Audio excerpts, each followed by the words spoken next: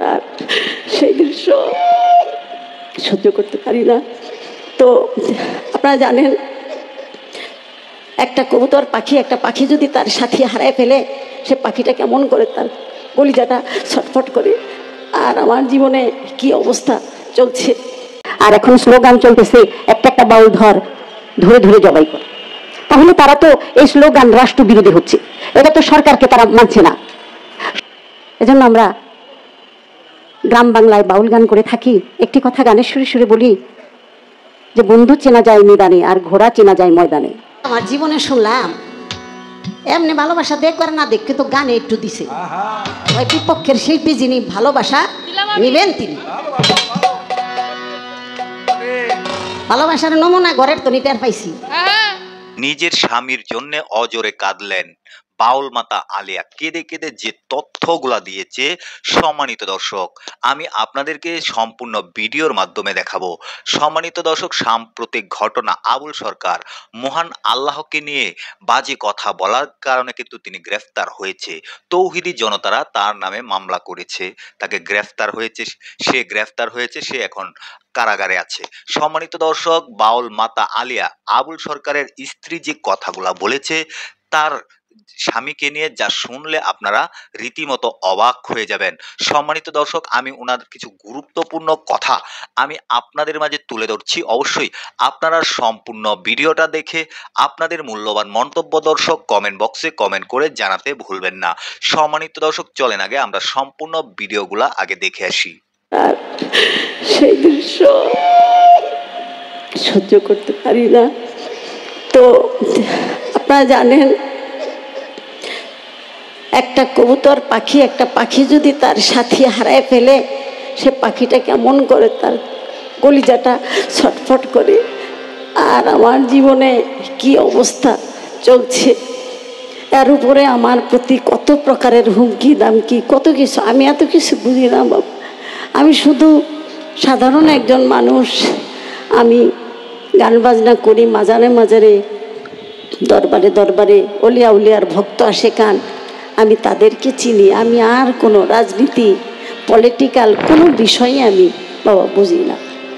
আমার অন্তরাত্মা শান্তি পায় সঙ্গীতে, তাই আমি গান করি। তো সে অবস্থা থেকে আমি আল্লাহকে উপস্থিত জেনে, হাজির নাজির জেনে এটুকুই আপনাদের প্রতি দাবি রইল, আপনারা ভুল বুঝবেন না। ভুল বুঝে বিন্দু পরিমাণ উল্টা পাল্টা কমেন্ট যারা করে, আমাকে করলো, আমি হজম করে নিলাম, কিন্তু আমার মালিক যদি তার প্রতি বেজার হয়ে যায়, তাহলে এই হাত আর তার কাজ করবে না। তাই আমি আল্লাহর কাছে সবসময় বলি, আল্লাহ তুমি আমাকে ধৈর্য দাও, আমি যেন তার বিরুদ্ধে একটা দীর্ঘশ্বাস না ছাড়ি। আমি যদি একটা দীর্ঘশ্বাস ছাড়ি, তাহলে তার অনেক বড় সর্বনাশ হয়ে যাবে, যেই ক্ষতি কোনো দিনই তার পূরণ হবে না। কারণ এত বছর ধরে উলিয়া উলিয়ার গান গাইয়া, উলিয়া উলিয়ার দরবারে থাকেন আল্লাহর রসুলের সম্মান গাইয়া যদি এতটুকু মালিককে খুশি করতে না পারতাম, তাহলে আমি এখন পর্যন্ত সুর দিতে পারতাম না। তাই আমরা সবাই বলি, আল্লাহ ইয়া আল্লাহ, যারা নিষ্ঠুরতা করতেছে তারা যেন সদয় হয়, তাদের মনের মধ্যে তুমি দয়া দান করো, রহমত দান করো। তারা যেন তাদের এই নিষ্ঠুরতার অনুশোচনা অনুতপ্ত তারা নিজেরাই বুঝতে পারে। তাদের শরীরে কেউ আঘাত করুক, সেটা আমি কোনোদিন চাই না। কারণ তারাও তো কোনো মায়ের সন্তান, তারাও তো সন্তানের পিতা। আজকে আমার কলিজা যেমন করে আমার সন্তানের জন্য, তাদের শরীরে আঘাত লাগলে তো তার মাও তো এইভাবে কলিজার মধ্যে কষ্ট লাগে। আল্লাহ যেন তাদের ভিতরে রহমত দান করে। তারপরে আমাদের আইন শৃঙ্খলা প্রশাসন আছে, আমার সরকার আছে, তারা যদি সুন্দরভাবে পার্মানেন্টলি একটা নিরাপত্তার জন্য ব্যবস্থা করেন আমাদের বাউলদের জন্য, আমরা যেন হেসে খেলে নিজের দেশে আমরা এই সংস্কৃতির অঙ্গনে আমরা যেন মনের কথা গানে গানে ব্যক্ত করতে পারি। এই স্বাধীনতাটুকু, এই দাবিটুকু আমি রেখে আমার ভুল ত্রুটি ক্ষমা সুন্দর দৃষ্টিতে দেখবেন, এই আশা ব্যক্ত করে আমি আপনাদের কাছ থেকে বিদায় নিলাম। আমার মহারাজ আবুল সরকারকে মুক্তি দেওয়ার জন্য আমি এই আবেদন রেখে গেলাম। ধন্যবাদ সবাইকে। লাথি মারতেছে, তারপরও আমার ছেলেগুলি পিছন দিকে তাকাই নাই। পানিতে ফেলে দিছে আমাদের হেলাল সরকার বাউল, তারপরে পাশের থেকে ইটা পাথর নিয়ে ওই পানির মধ্যে মারতেছে। কত আক্রোশ, আর তাদের শিক্ষাটা কত নির্মম। এই শিক্ষায় কোনোদিন আলো হতে পারে না, মনুষ্যত্ব থাকতে পারে না। তাদের দ্বারা তাদের উপস্থিতি আল্লাহর দয়া এবং রহমত বর্ষিত হতে পারে না। তারা যেখানে উপস্থিত সেখানে নিশ্চিত একটা না একটা গজব শুরু হবে, কারণ তারা অভিশপ্ত। আর আরেকটা বিষয় বলে রাখি, আমরা পেয়ারা হাবিব হজরত মোহাম্মদ মুস্তফা সাল্লাল্লাহু আলাইহি সাল্লাম এবং আহলে বাদ পাটপাঞ্জাতনের সম্মান গুণগান করে থাকি। দরুদ কিয়ামের আমরা পক্ষে এবং সেভাবে আমরা করে থাকি। আর যারা নাকি এই কর্মকাণ্ড করে, আমাদের বিরুদ্ধে যারা এইভাবে লাগছে, তারা কিন্তু এগুলির বিরুদ্ধে চলে। আল্লাহ রসুল যতই বলুক, কিন্তু আমার আল্লাহ এই মুখে মুখে বলে আল্লাহ রসুল মুসলমান ইসলাম ধর্ম, কিন্তু আমার রাসূলকে সেইভাবে সম্মান তারা করে না। অনেকেই বলে রাসূল গায়েব জানে না। আমরা প্রমাণ করে দিয়েছি যে রাসূল তো জানেনি, তার যে উষ্টি, যেই বাহনে রাসূল চলতেন সেটাও গায়েব জানতেন। এই কাহিনী আপনারা সেই যেই রজনীতে মক্কা ছেড়ে দয়াল নবী গিয়েছিলেন মদিনায়, সবাই বলেছিল আমার বাড়ি আসেন, আমার বাড়ি আসেন। এটার অনেক ঘটনা। তাই আমার দয়াল নবী বলেছেন, আমার উট যেই ঘরে ঢুকবে আমি সে ঘরেই থাকবো। তাই উট ঠিক চলে গেছিল আইয়ুব আনসারীর বাড়িতে।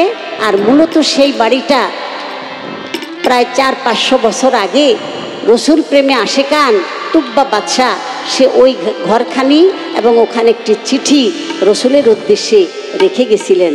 আর ঠিক উট ওই ঘরেই প্রবেশ করেছে। তা আমরা তরিকার জগতে একটা কথা বলি, ভক্তের হাতে প্রেমের ডুরি, ভক্তে যেদিক ঘুরাই সেদিকে। ভক্তের টানে টানে আমার দয়াল নবী কোথায় চলে গেছে।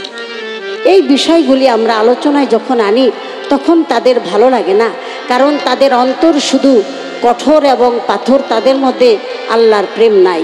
আর সাধকরা বলে মানুষও বানাইছে আল্লাহ প্রেমের কারণে, প্রেমের ডুরি বান্ধরে মুর্শিদের। এই কথাগুলি তাদের বিষের মতো লাগে, কারণ একেবারে ছোট বাচ্চাদেরকে কানের মধ্যে তারা বিদ্বেষ এবং কাকে ঘৃণা করতে হবে শিখাইছে শুধু ঘৃণা। আর আমার দয়াল নবী ইসলাম শিখাইছে শুধু প্রেম আর প্রেম। তা আমি এটুকুই বলবো, আমি আসলে আমার যেই ছেলে পেলেগুলি এখনও চিকিৎসাধীন আছে, ওরা মরবে না বাঁচবে আমি এখনও বলতে পারি না। ওরা শুধু আমাকে বলে, মা চিন্তা করেন না, আপনি চালাইয়া দেন, আপনি ভাইঙ্গা পড়েন না। আমি কান্না করলে ওরা কয়, মা কান্দেন না, আমরা ব্যথা পাই না। আমার বলার কোনো ভাষা নাই। মালিক আছে, আর দুনিয়ার মধ্যে যে আমাদের সরকার, সেই সরকারের কাছে আমরা এই বিচার দিয়ে রাখলাম। আশা করি আমরা আবুল সরকারের মুক্তির দাবিতে, আমি যে গান গাবো, আসলে গান গাওয়ার মতো যে একটা অবস্থা, সেই অবস্থাটা নেই, তারপরে গাওয়া লাগে। ছোট একটা গান গাই, আল্লাহর নামে একটি সুর ছন্দ আকারে বানিয়ে রেখেছি, সেটা গাবো। দুঃসময় না আসলে কখনো আপন পর বোঝা যায় না। সুনাম সুখ্যাতি যাকে জীবনও দেখি নাই সেও বন্ধু বলে ডাকে, কিন্তু যখন দুর্দিন আসে তখনই বোঝা যায় কে আমার আপন কে আমার পর।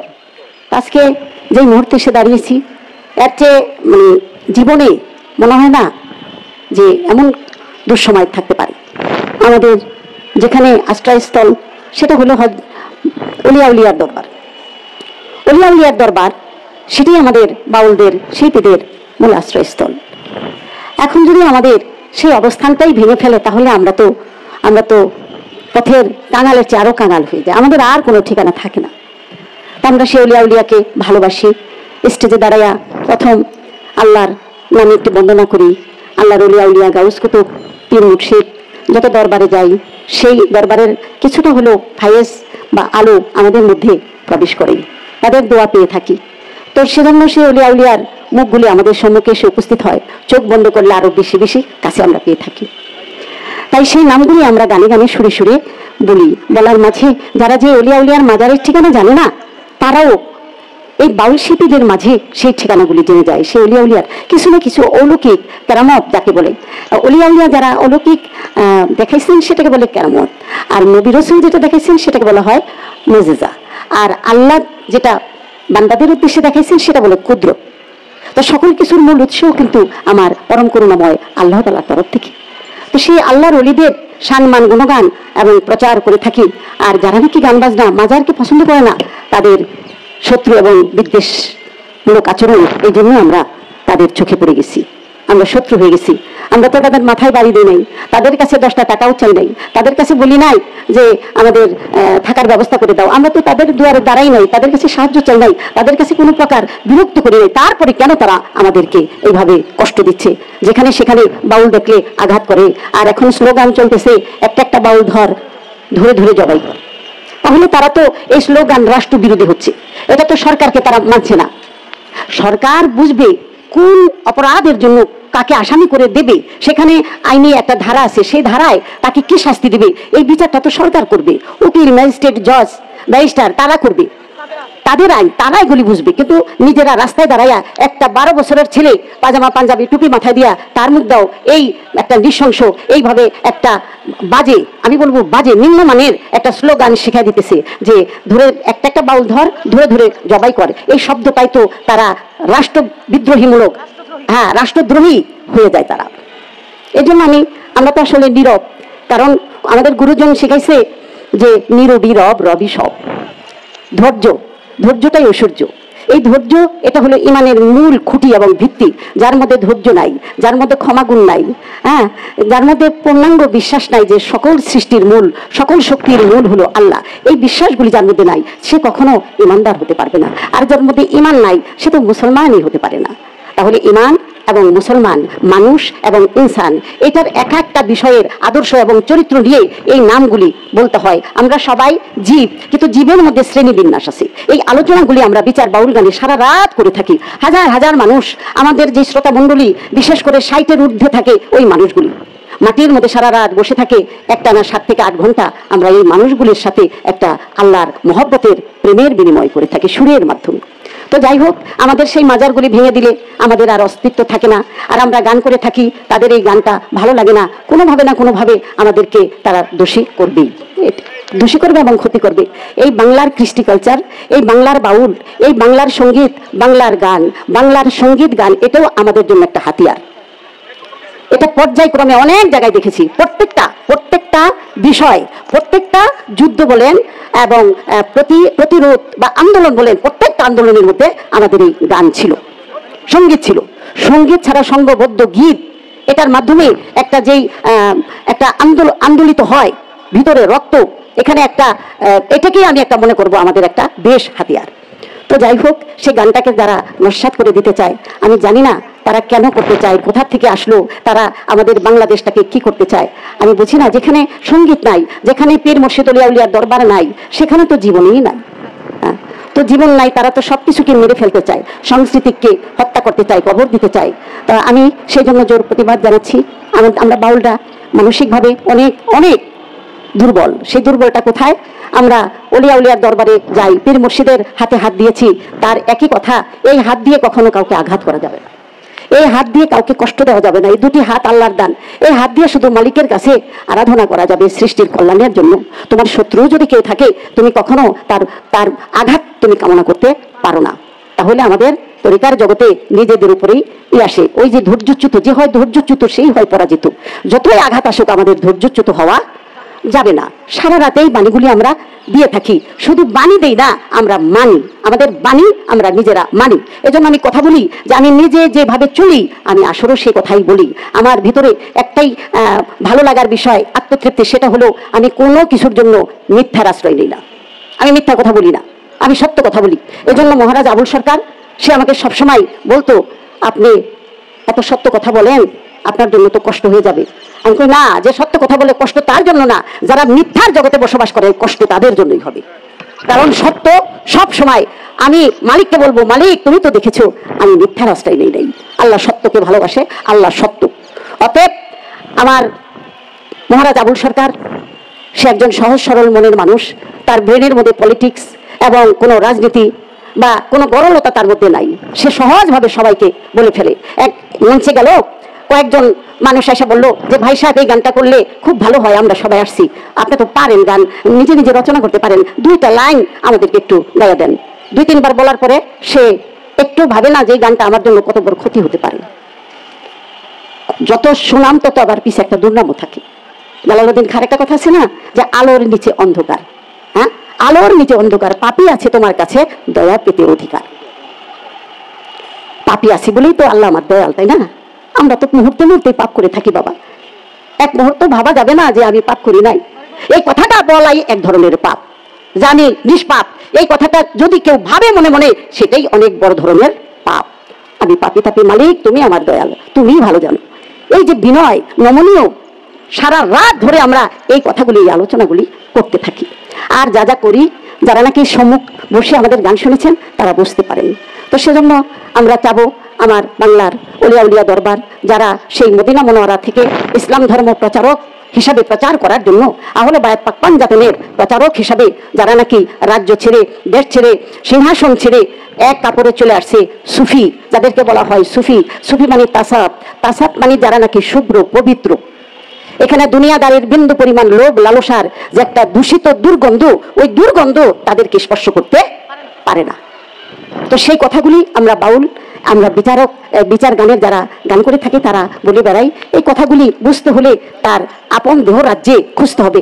তাই যেমন বলা হয়েছে, না রাফা নাফসাহু ফাকাদ আর রাফা রাব্বাহু, হাদিস কুদসি। এই বর্ণনা নিজের নফস প্রবৃত্তিকে যে চিনতে পারে সে তার মালিককে উপস্থাপনা করতে পারে। আমি আমারে চিনি না, তাহলে আমার পরমকে আমি কিভাবে উপস্থাপনা করব, কিভাবে আমি আমার পরমের বর্ণনা দেব? তো আমি আজ কথা অনেক হয়ে যাইতেছে, আমার এটা স্টেজে মনে হয় যেন আমি স্টেজে দাঁড়াইছি আর কি। তো আমাকে ক্ষমা করে দিবেন। এখন আমার কি ভাষা আছে, আমার তো মানে হাসপাতালে থাকার কথাই ছিল। এরপরে যে আমি কতদিন হয় মহারাজকে দেখি না, প্রতি মুহূর্তে মুহূর্তে শালি বাবার মাজারে যায় বসতো, পাগলদেরকে ভালোবাসতো, কাছে টানতো। আজ কি অবস্থায় আছে তাও আমরা বলতে পারি না। এই অবস্থার মধ্যে আপনাদের কাছে আমরা দোয়ার সহযোগিতা চাই, এছাড়া আর কি চাওয়া পাওয়ার আছে? আমি মহারাজ আবুল সরকারের মুক্তির দাবিতে আমি আপনাদের সামনে উপস্থিত হয়েছি। আর আমাদের পীরাউলিয়ার মাজারগুলি যেন অক্ষত থাকে, এগুলি যেন ভাঙার মতো সাহস ওরা আর কারো যেন না হয়, এই আবেদন রেখে আমি শেষ করছি। আসসালামু আলাইকুম। আজ এখানে আমরা উপস্থিত হয়েছি পরিস্থিতির সম্মুখীন হয়ে। আজ এখানে আমরা এভাবে আসব, উপস্থিত হব, সেটা আমাদের পূর্ব পরিকল্পনা ছিল না। পরিস্থিতির পরিপ্রেক্ষিতে আমাদের একজন অভিভাবক গুরুজন, আমাদের সাধক, লেখক, কবি জনাব ফরহাদ মাঝার সাহেব, উনি আমাদের এই দুর্যোগ দুর্বিষহ মুহূর্তে। সম্মানিত দর্শক, এই যে ভিডিওগুলা দেখেছেন, ওনার কথাগুলা শুনেছেন, কথাগুলা কতটুকু ভালো লেগেছে সেটা আপনারা কমেন্ট বক্সে কমেন্ট করে জানাতে ভুলবেন না। ভিডিওটা সর্বোচ্চ পরিমাণ শেয়ার করে সবাইকে দেখার সুযোগ করে দিবেন। সবাই ভালো থাকবেন, সুস্থ থাকবেন। পরবর্তী কোনো একটা ভিডিওতে আপনাদের সাথে দেখা হবে। আসসালামু আলাইকুম।